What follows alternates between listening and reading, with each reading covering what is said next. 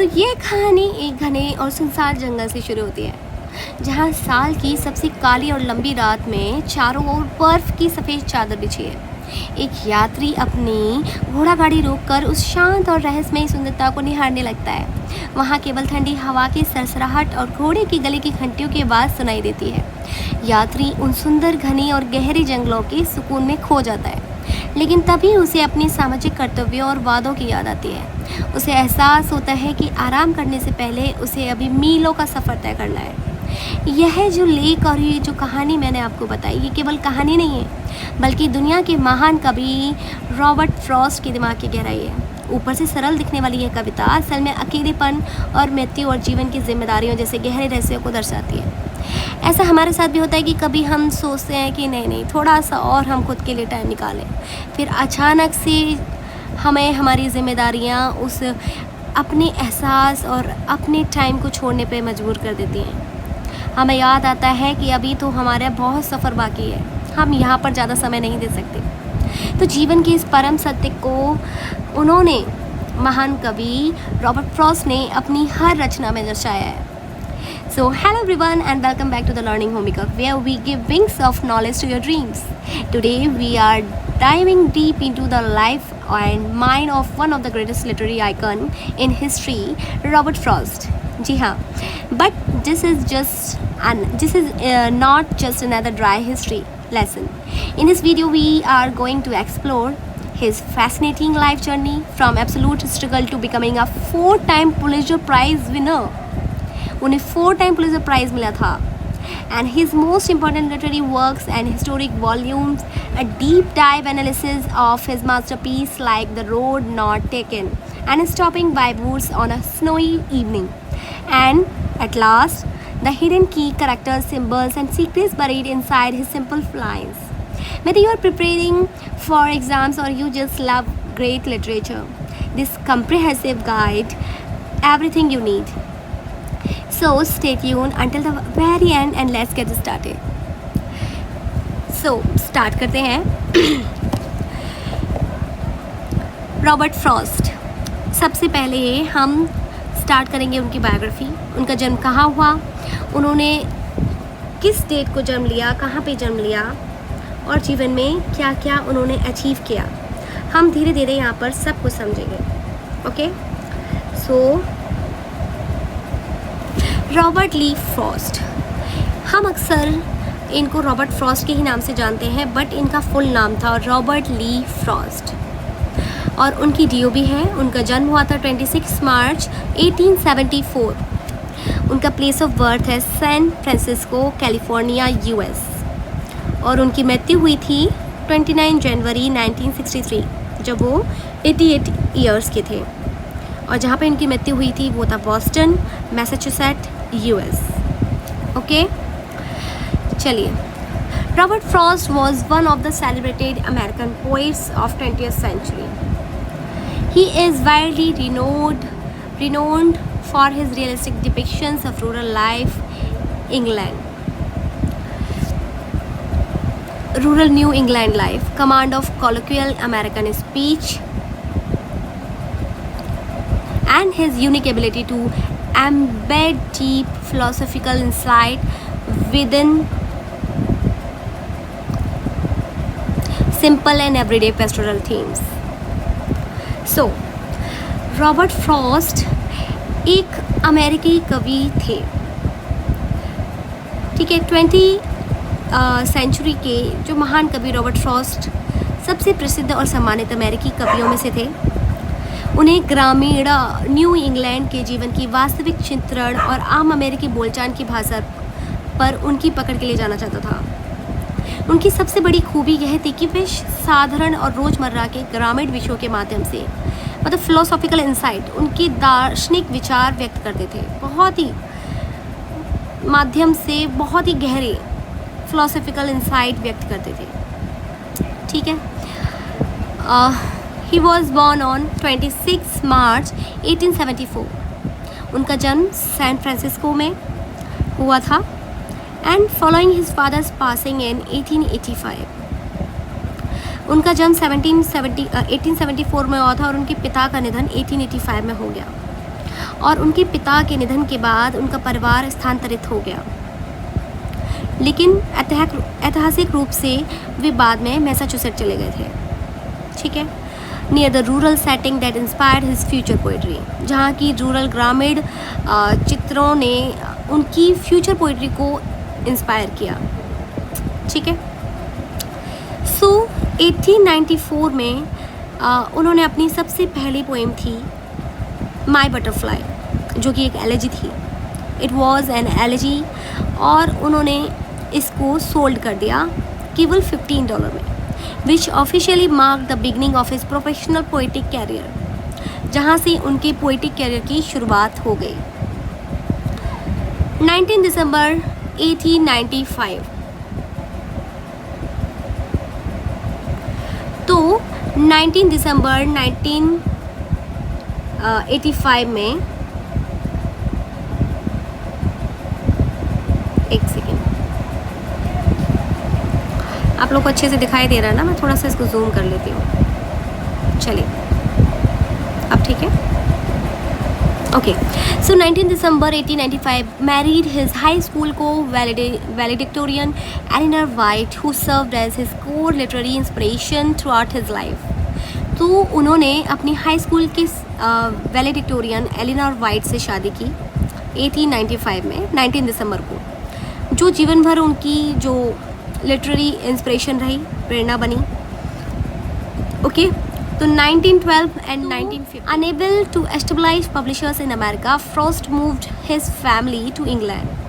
उनकी family England shift हो गई। This pivotal move introduced him to influential figures like Ezra Pound and Edward Thomas, catapulting him into literary stardom.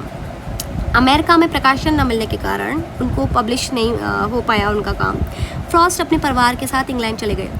वहाँ उनकी मुलाकात Ezra pound और Edward Thomas जैसे प्रभावशाली लोगों से हुई, जिन्होंने उन्हें प्रसिद्धि दिलाने में मदद की, ओके।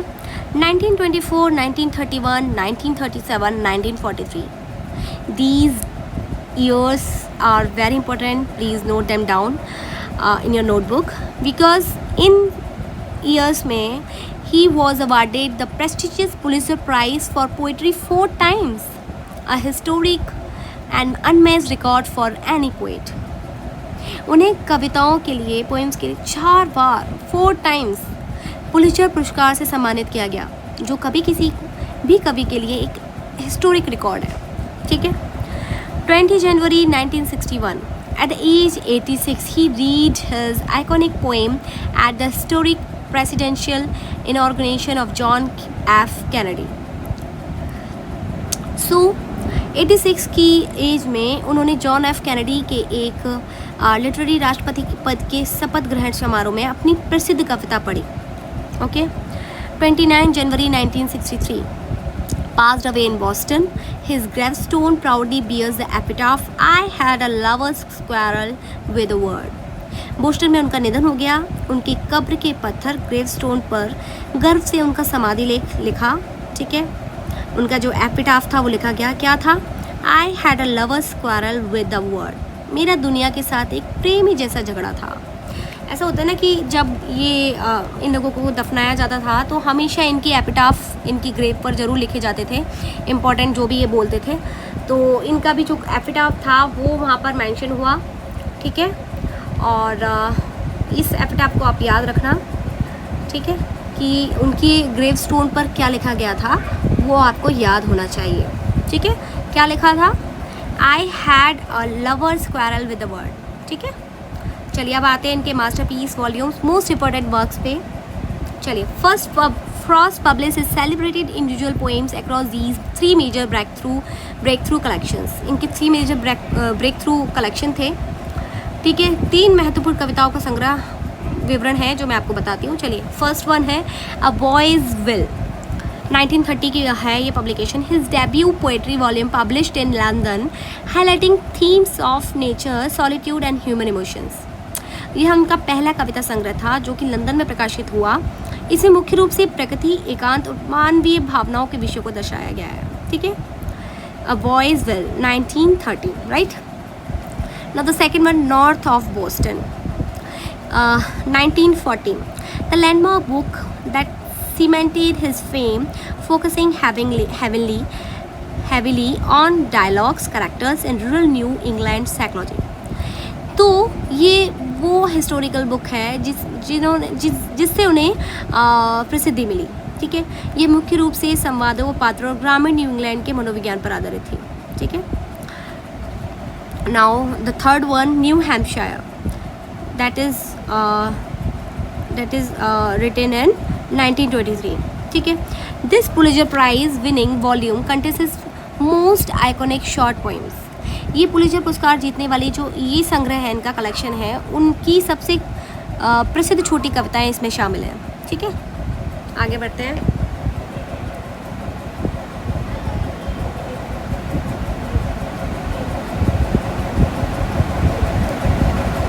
तो अभी इनकी पोइम को एनालिसिस करेंगे डिटेल समरी विद करैक्टर के साथ। इनकी जो सबसे फेमस पोइम है, सबसे पहले हम उसी को पढ़ेंगे। शुरुआत मैंने इनकी अभी इसी पोइम से की थी। तो इट वॉज रिटन इन 1923। की कैरेक्टर्स और उनके फिगर्स के बारे में बात करते हैं। The narrator a weary traveller, the little horse, the symbol of societal expectations and practical logic. Okay, अब इसकी छोटी सी समरी पढ़ लेते हैं। A traveler stops his carriage by a quiet snow-covered forest on the darkest evening of the year.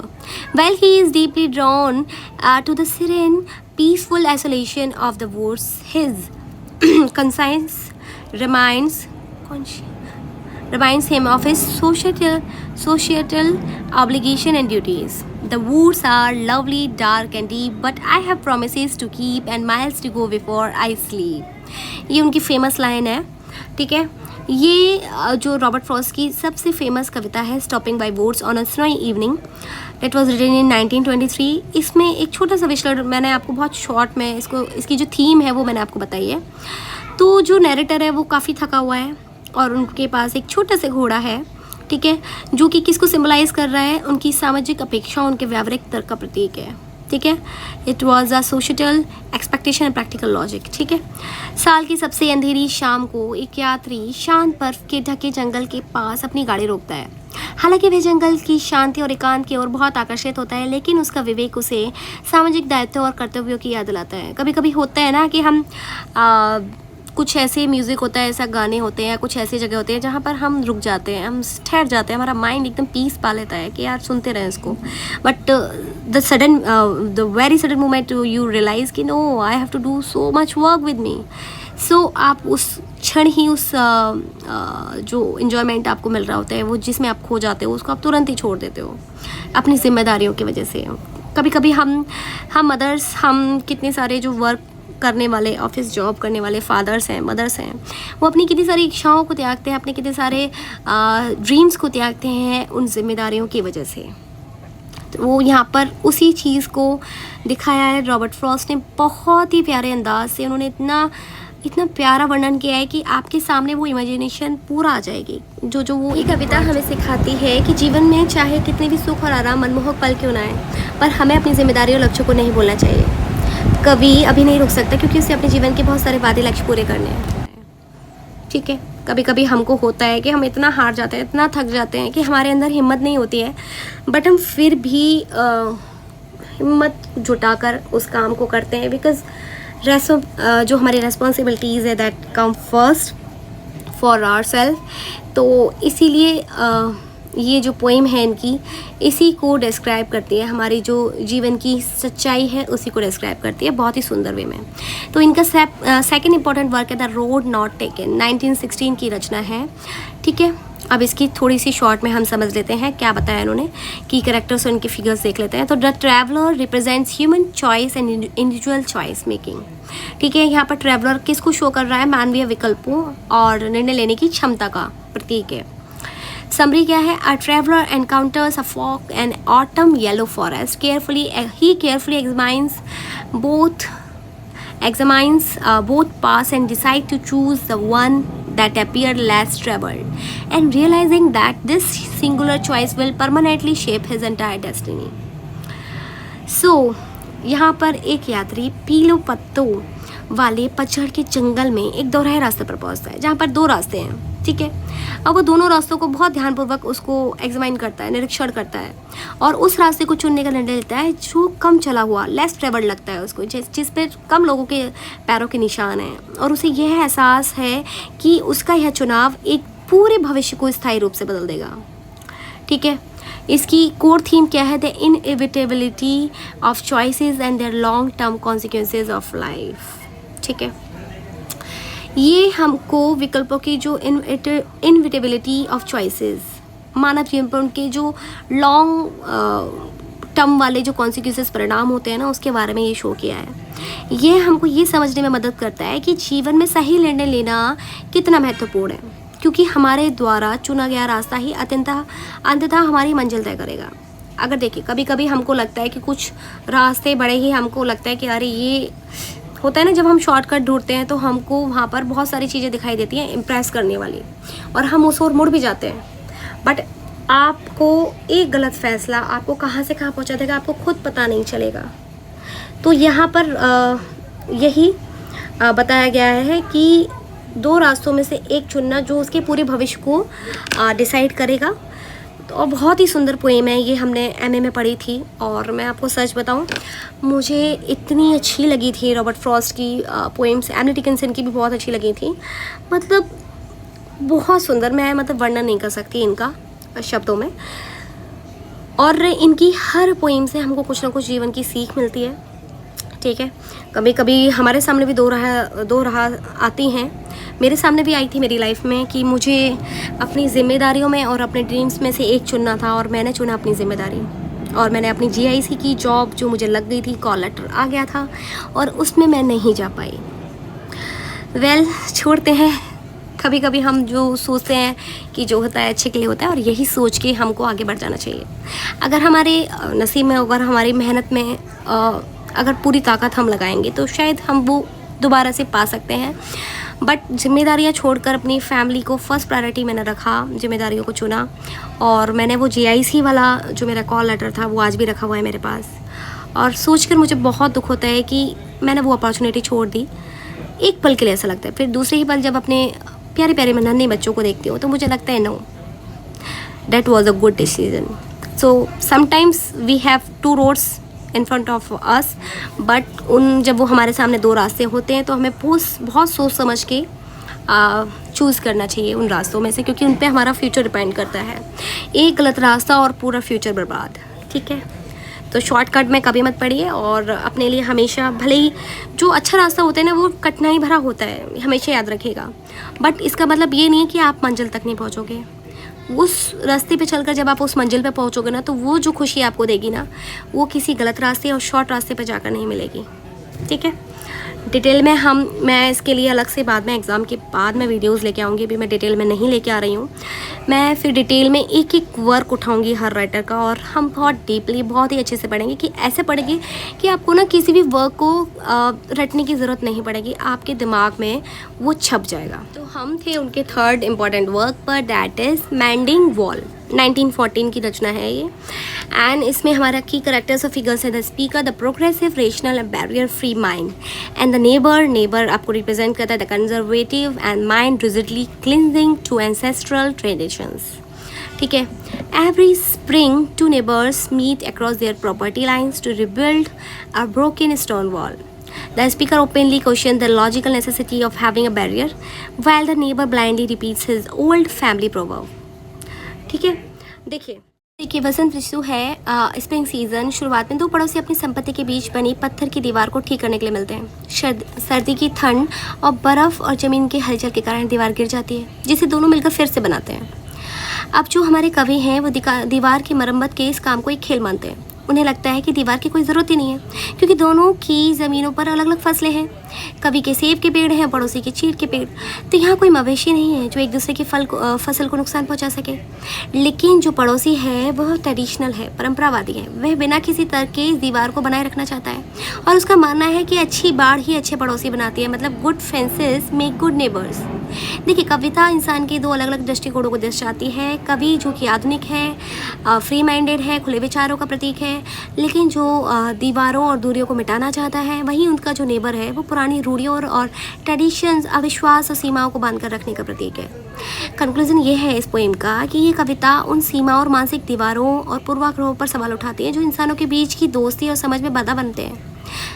ये कविता सिर्फ पत्रों की दीवारों के बारे में नहीं है। असल ज़िंदगी में हम इंसान जाति, धर्म, राष्ट्र, भाषा, ऊंच नीच के नाम पर बीच हमारे अपनी खुद के बीच अदृश्य दीवारें खड़ी कर लेते हैं। ये कविता सिखाती है कि ये दीवारें इंसानों को एक दूसरे से अलग करती हैं और नफरत और अविश्वास को बढ़ाती हैं। पड़ोसी का बार बार यह कहना कि अच्छी दीवारें ही अच्छे पड़ोसी बनाते हैं समाज की उस सोच को दिखाता है जहां लोग पुरानी रूढ़ियों और नियमों को बिना सोचे समझे मानते चले आ रहे हैं। असल ज़िंदगी में ऐसी कुप्रथाओं को ढोते रहते हैं जिनका आज के समय में कोई वजूद नहीं है। राइटिंग जो पैटर्न था वो उनसे संबंधित हमको कोई डॉक्यूमेंट तो नहीं मिलते हैं, ठीक है, बट उनकी जितनी भी पोएम्स लिखी हुई हैं उन्होंने बहुत ही ज़बरदस्त लिखी हैं। Frost's signature and trademark style, highly accessible language on the surface that holds complex psychological layers for deeper scholarly analysis। ठीक है, उनकी जो लैंग्वेज थी सरफेस पे वो सिम्प्लिसिटी थी, उसमें कॉम्प्लेक्सिटी भी थी और साइकोलॉजिकल लेयर्स भी थी। ठीक है, mastery of blank words, crafted unrhymed iambic pentameter to seamlessly capture the natural tone, rhythm and cadence of colloquial human speech। तो रॉबर्ट फ्रॉस्ट ने एक तरह से ब्लैंक वर्स का भी यूज़ किया है। ठीक है,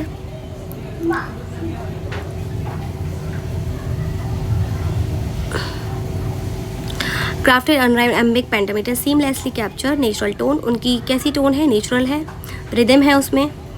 ठीक है, बहुत ही स्वाभाविक लहजे, मतलब उतार चढ़ाव बिल्कुल सटीक रूप से, बिल्कुल हर चीज़ परफेक्ट है। ठीक है, और वो एम्बिक पेंटामीटर लिखने में माहिर थे जिसको कि ब्लैंक वर्स कहते हैं। उनको मास्टरी थी इसमें ब्लैंक वर्स में। ठीक है, और मैंने उनकी लैंग्वेज आपको बताई थी कैसी थी, सादगी भरी थी, एकदम डीप कॉम्प्लेक्सिटी, जटिल था और बहुत सरल थी उनकी और बहुत सुलभ लगती थी। उनकी हर लाइन में बहुत ही डीप साइकोलॉजिकल लेयर्स थी, गहरे मनोवैज्ञानिक बातें थीं, बहुत ही गंभीर और बहुत ही हार्ड मीनिंग छुपा होता था जो कि हर कोई नहीं समझ सकता उनकी लैंग्वेज के पीछे। ठीक है, हम और आप नहीं उसको ऐसे इजीली समझ सकते थे। उनकी हर लाइन में कुछ ना कुछ डीप मीनिंग होता था। ओके, सो ये थी इनकी इम्पोर्टेंट वर्क डिटेल्स। तो ये थी इनकी इंपॉर्टेंट डेट्स, इनकी इंपॉर्टेंट वर्क और इनकी बायोग्राफी। शॉर्ट में मैंने बहुत शॉर्ट में आपके लिए रखी है ताकि आप लोगों का ज़्यादा टाइम ना जाए। और अब करते हैं इनकी most important 30 questions with 1 line answers. Okay, मैंने MCQs नहीं रखे हैं, मैंने केवल पूरा एक 1 लाइन आंसर बना दिया है आप लोगों के लिए। चलिए स्टार्ट करते हैं। When and where was Robert Frost born? तो रॉबर्ट फ्रॉस्ट बॉर्न हुए थे 26 March. You have to remember this date और place both. Okay, he was born on 26 March 1874 in San Francisco, California, US. Okay, 26 March 1874. Note down this date. Okay. Now question number 2. For which reasons rural life is Robert Frost most famous for depicting? किस चीज़ के लिए famous थे वो? तो New England region of the United States. Okay, Now question number 3. How many times did Robert Frost win the Pulitzer Prize for Poetry? तो ये मैंने आपको अभी ऊपर बताया था, 4 टाइम्स उनको प्राइज़ मिला था, 1924 में, 1931 में, 1937 में एंड 1943 में। 4 टाइम्स उनको पुलित्जर प्राइज़ मिला था। An unmatched milestone for any poet. Okay, now question number 4. Which poem did Robert Frost sell first making his initial success? तो उन्होंने सेल की थी उनकी माई बटरफ्लाई, उनके फर्स्ट वर्क था and it was an elegy in the year 1894 में। Okay, अब कितने डॉलर में उन्होंने सेल किया था, इसका आंसर आप मुझे कमेंट में ज़रूर बताइएगा क्योंकि मैंने आपको ये मेंशन किया था ऊपर। तो you have to be attentive. Okay, मुझे आंसर करके ज़रूर बताना कितने डॉलर में उन्होंने सेल किया था। Question number 5. What was the name of Robert Frost debut poetry collection and when was it published? तो that was A Boy's Will was published in London in 1930 में पब्लिश हुई थी। Why did Robert Frost move to England in 1912 में? क्यों move England, उन्होंने England move क्यों किया था? तो तो he was unable to find American publishers willing to publish his work. उनको कोई भी अमेरिकन पब्लिशर नहीं मिल रहा था पब्लिश करने के लिए उनके वर्क को। So he took a risk to see literary opportunities abroad. Okay, ना question number 7, name 2 major contemporary poets Robert Frost befriended while living in England. तो जो वो इंग्लैंड में रह रहे थे उनके 2 कंटेम्पोररी पोइट्स थे जो उनके फ्रेंड हो गए थे, that was Ezra pound and the Edward Thomas. Okay, that were mentioned before in the poem na.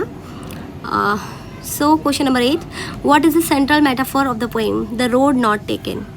ठीक है, तो इसका है the fork in the road is the metaphor for the critical choices human must make in life. Okay, now question number 9, what iconic line is repeated at the end of Stopping by Woods on a Snowy Evening?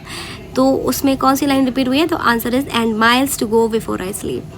Question number 10, who is the main companion of narrator in Stopping by Woods on a Snowy Evening? Companion of narrator कौन है? तो his little horse who communicates practical logic by shaking its harness bell. Okay, now question number 11, what famous proverb is spoken by the neighbour in the poem Mending Wall? क्या famous proverb कही गई है? तो answer is good fences make good neighbours. Okay, boundaries banana is very important, क्योंकि जब आप boundaries नहीं खींचते हो ना रिश्तों में भी, तो लोग अपनी हदें पार कर देते हैं अक्सर। तो हमेशा बाउंड्रीज रखिए। Okay, question number 12, what poetic verse structure did Frost master to reflect common human speech? तो that was blank verse, unrhymed iambic pentameter. Master थे मतलब ब्लैंक वर्स में। ठीक है, at whose presidential inauguration did Robert Frost recite a poem? तो president John F Kennedy's inauguration on January 20, 1961. Okay. Question number 14, which specific poem did Forrest recite at JFK's inauguration? He recited the gift outright from memory when the glare of the snow prevented him from reading his newly written piece. क्या recite किया था? The gift outright. Okay. Question number 15. What phrase is engraved as Robert Frost epitaph on his gravestone? ये मैंने आपको बताया था, gravestone पे उनके लिखा हुआ था I had a lover's quarrel with the word. Question number 16. Who was Robert Frost's wife and high school co-valedictorian? So that was Eleanor Merriam White, whom he married in December 1895. Now question number 17, which poetry collection earned Frost his first Pulitzer Prize in 1924? किस चीज़ को मिला था? तो new Hampshire को। New Hampshire a poem with notes and grace notes. Okay. Question number 18, what do the deep dark woods symbolize in Stopping by Woods on a Snowy Evening? They symbolize an arrest, death or an alluring escape from human duties and earthly trials. Question number 19. In Madding Wall, what forces keep breaking the wall down every year? So that was nature's winter frost, which make the ground swell and careless hunters. Question number 20. What is the fundamental conflict between Madding Wall? The conflict between progressive modernity questioning boundaries and a rigid ancestral tradition maintaining old barriers blindly. Okay. Question number 21. To which university did Frost go but leave before graduating to work and marry? To Dartmouth College, and later he attended Harvard University but did not earn a formal degree. Okay. Question number 22. What month and season are described in The Road Not Taken? Autumn season explicitly shown by the description of the yellow wood. Okay. Question number 23. Which volume published in 1914 established an international breakthrough? The answer is North of Boston. Sorry. What does the speaker mean by promises to keep in his snowy woods journey? The earthly duties, family obligations and societal commitments that must be finished before death. मरने से पहले ये सब जिम्मेदारियां हमको निभानी होती हैं. ठीक है. True or false? Robert Frost only wrote simple poetry meant exclusively for children. False. While his language is simple, his themes hold deep, dark, philosophical and psychological complexities. ठीक है. Question number 26. What does the road less traveled by represent in human experience? क्या less traveled किस चीज़ को represent करता है? तो non-conformity, choosing individualism over following mass societal trends. ठीक है. ये नहीं कि हमें कोई इस रास्ते पे चला है तो हम भी इस रास्ते पे चलेंगे, कोई कुएं में कूद रहा है तो हम भी कूदेंगे. नो. चूजिंग इंडिविजुअलिज्म, अपनी आत्मनिर्भरता, अपने आप को चुनना, individuality. Okay, when Robert Frost pass away, तो Robert Frost pass away on 29 January, it has gone 29 January 1963 in Boston due to surgical complications. Okay, now what type of imagery Frost most celebrated for implementing? The pastoral and rural imagery. Okay, farms, trees, walls, paths and winters. Now question number 29, what was Frost's attitude towards unrhymed free verse poetry? He disliked it, famously stating that writing free verse is like playing tennis without a net. उनके हिसाब से जो unrhymed free verse poetry थी वो एक ऐसी थी जैसे टेनिस आप खेल रहे हो बिना नेट के। ओके, उनको अच्छी नहीं लगती थी। Question number 30, what is the main message of Frost overall poetic philosophy? क्या मेन मैसेज क्या था? तो a poem begins in delight and ends in wisdom, providing a temporary stay against life confusion. ठीक है, उनकी पोएट्री में message ये था, एक सेकेंड, हाँ, a poems begin in delights and ends in wisdom.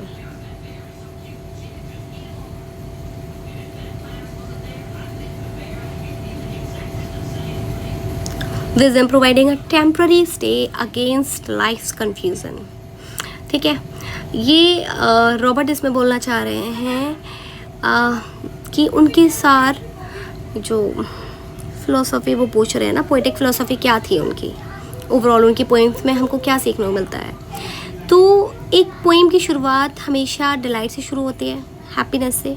ठीक है, विजडम और उसकी विजडम पे समाप्त होती है। खुशी, जब हम पोइम शुरू करते हैं तो हमको खुशी होती है, वो जो डिस्क्रिप्शन देते हैं, और एंड किससे होता है, हम कुछ ना कुछ उससे सीख कर निकलते हैं, विजडम से।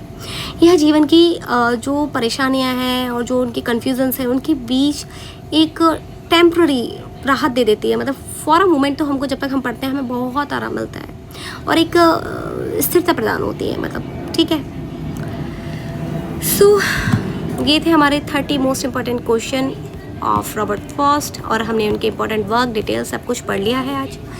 तो मिलती हूँ कल हमारे मॉक टेस्ट सीरीज़ 4 के साथ। आज हमने पढ़ लिया रॉबर्ट फ्रॉस्ट, और कल मैं कोशिश करूँगी वॉल्ट विटमैन लेकर आऊँ।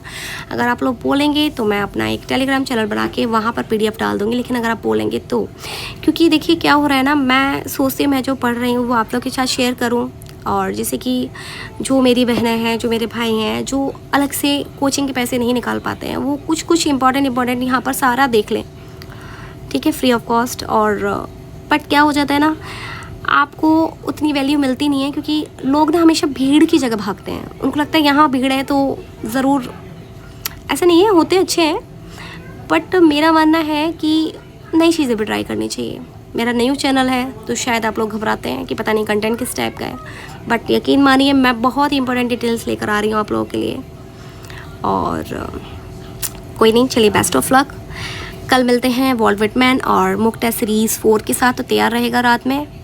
हम स्टूडेंट्स की लाइफ और हाउस वाइफ तो खैर जगती हैं, अपना पूरा काम ख़त्म करने के बाद भी उनको कुछ ना कुछ काम लगा ही रहता है, घर के काम तो कभी ख़त्म होते ही नहीं है।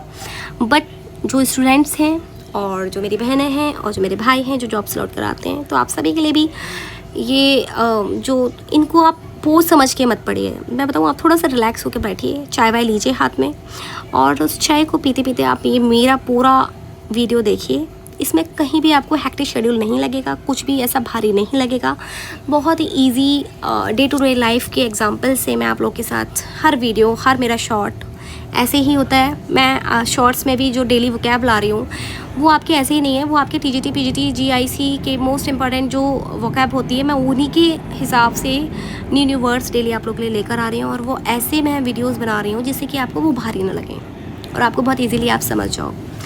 एंड करते हैं इस टॉपिक को, और मिलती हूँ आपसे कल नई वीडियो और मॉक टेस्ट 4 और वॉल्ट विटमैन के साथ। तब तक के लिए thank you for watching, stay tuned, be positive and best of luck for exam, और लाइक, सब्सक्राइब एंड शेयर।